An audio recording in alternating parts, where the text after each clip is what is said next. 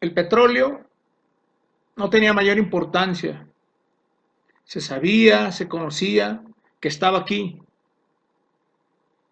por siglos, pero no tenía un uso central.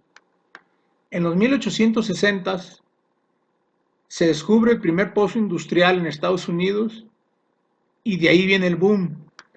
Estados Unidos era el principal productor y no les costó mucho trabajo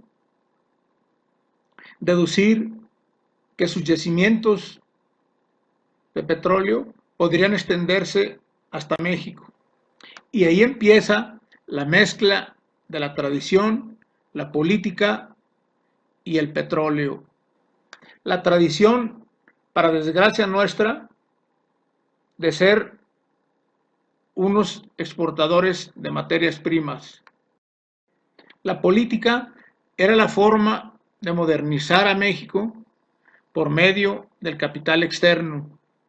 Y la legislación mexicana, hasta antes de 1884, dejaba el petróleo como un producto exclusivo de la nación.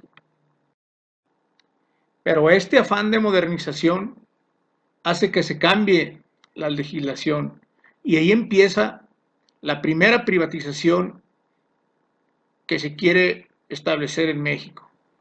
Esto por medio del general Manuel González, compadre de don Porfirio, quien empuja por medio del Congreso esta legislación que señala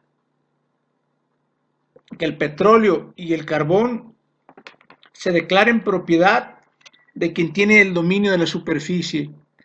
Es decir, si yo tengo un terreno y abajo de ese terreno hay petróleo, también soy dueño de ese petróleo.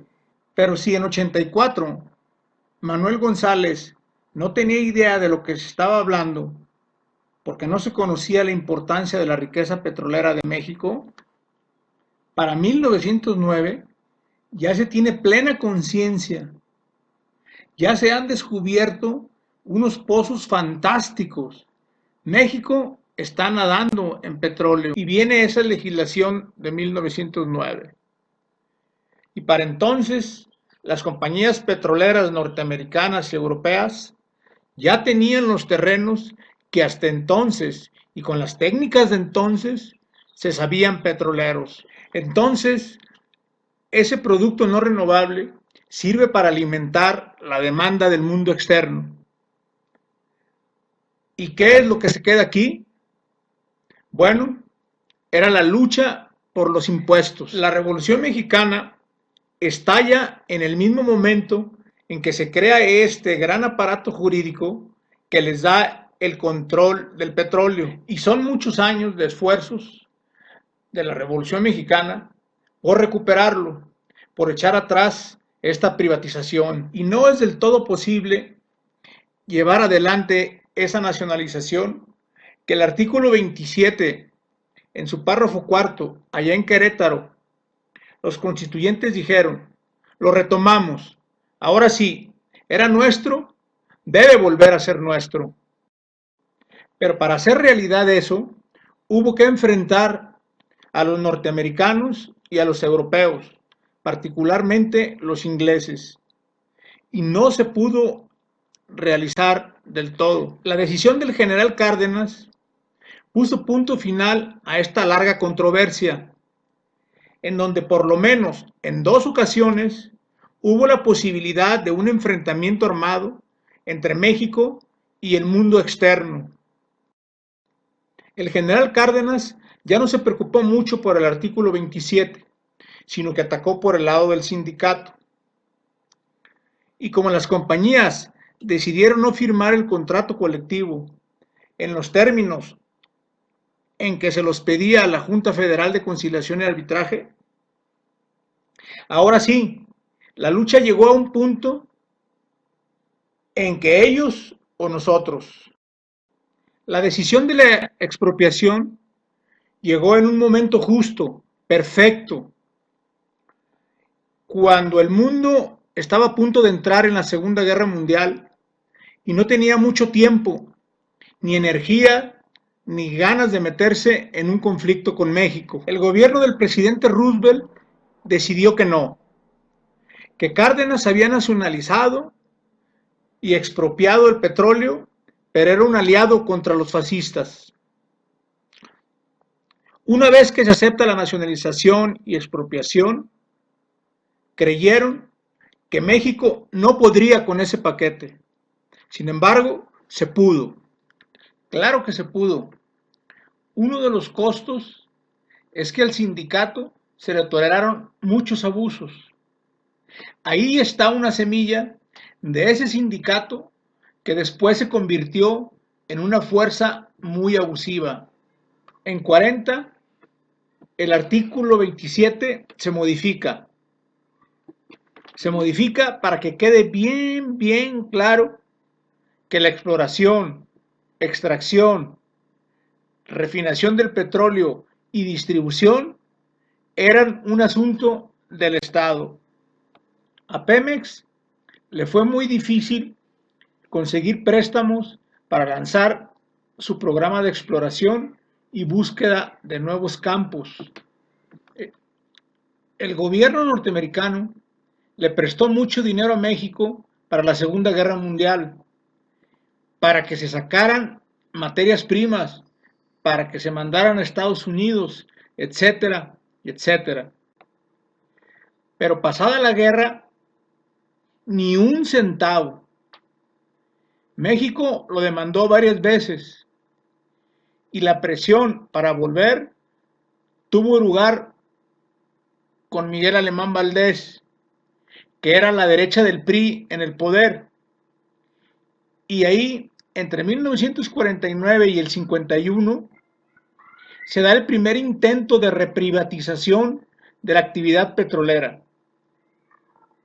Y empezó el gobierno a firmar contratos riesgo, 5 contratos riesgo con empresas norteamericanas. Pero una vez terminado el periodo del Miguel Alemán, con una cierta insistencia del general Cárdenas desde afuera y lo que quedaba del cardenismo, se hace que en 1960 se modifique otra vez el artículo 27 para prohibir totalmente los contratos riesgo.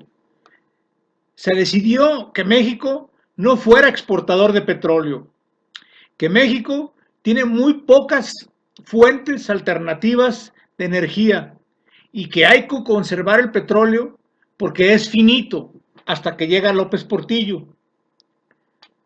Y López Portillo, cuando tiene la crisis de todo el sistema heredado de la Segunda Guerra Mundial y que ya no puede con él, entonces decide abrir las puertas a la exportación otra vez. Esa idea de volvernos a meter al mercado externo le sirvió al gobierno federal para no hacer la reforma fiscal, también para endeudarse como loco.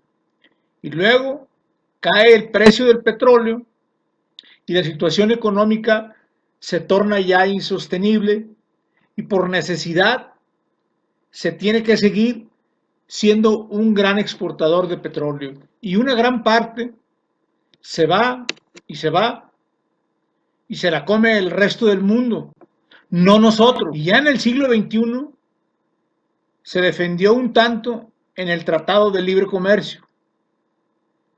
Pero a cambio de ello, México no consiguió el acuerdo migratorio. En el inicio del siglo XXI vienen los contratos de servicios múltiples en la cuenca de Burgos, en el norte del país, para extraer gas. Y ahí están de nuevo las empresas extranjeras. Pareciera que volvimos a los tiempos de Alemán. Y todo llega a su culminación con lo que estamos viviendo ahora, con un proyecto de ley que ya señala, por un lado, no se toca el artículo 27 constitucional, pero se toca todo lo que le rodea, las leyes reglamentarias. El espíritu del artículo 27 es bien claro, y aquí Con las leyes reglamentarias el espíritu se pierde. Así es, como todo está rodeado de posibilidades, como que las refinerías sean de capital privado.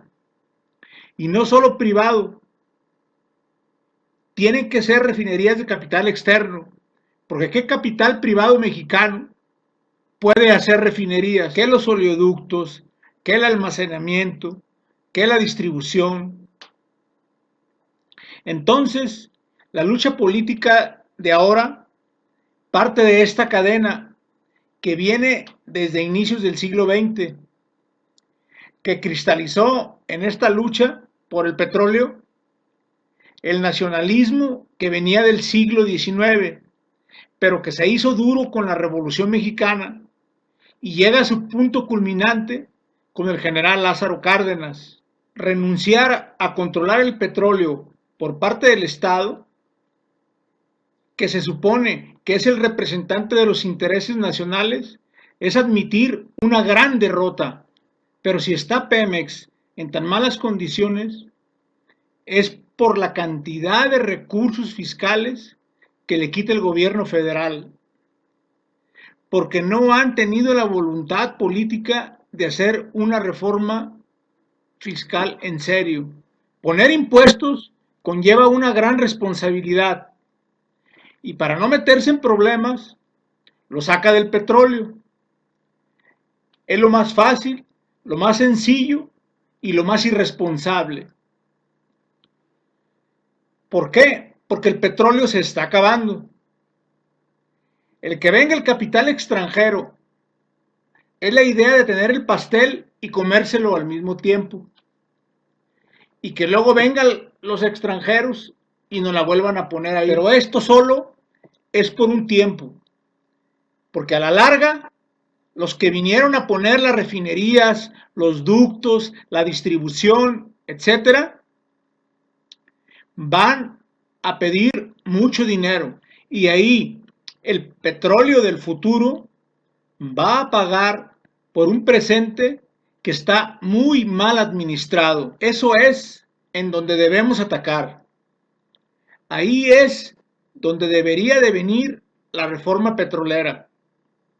Ahí, en eso, para liberar recursos y que Pemex, con sus enormes ganancias, pueda invertir en refinerías, en sus ductos, en sus almacenes y quedar todo en el espíritu de rescate que se creó en 1938. Algo que sería muy sano es empezar a actuar como ciudadano y dejar atrás la herencia de actuar como súbditos. Yo soy Fernando Cepeda y recuerda que tu bienestar es mi compromiso.